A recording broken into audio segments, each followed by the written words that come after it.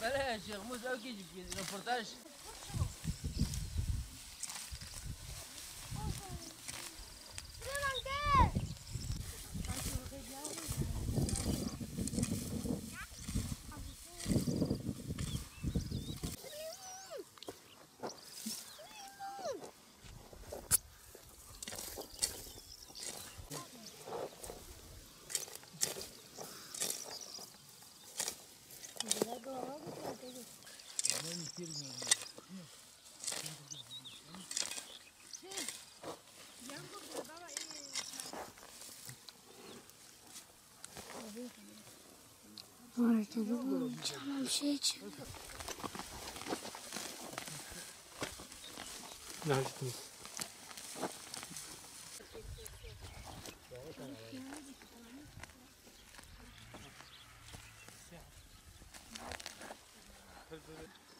Bu sene de ilk mercimek hasadına başlamış olduk.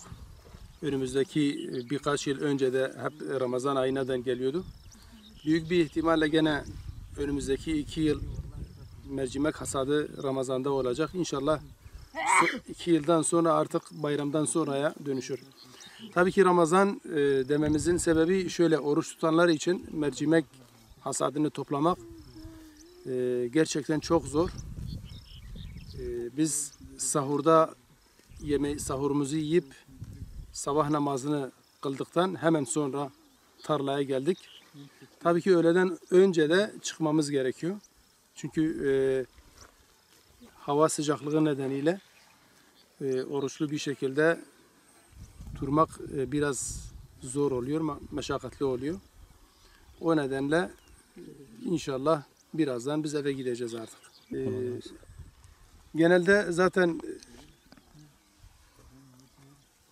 traktörle, bıçakla toplayıp tırmıkla toplatılıyordu.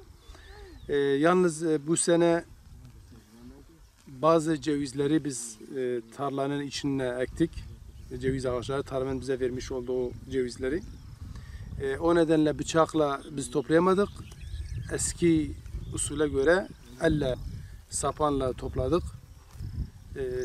O yüzden daha çok meşakkatli oluyor bu şekilde. Ama ata bir sözü var. Gülü seven dikenine katlanır. Tabii ki ektiğimiz mercimekleri de tarlada bırakacak lüksümüz yoktur.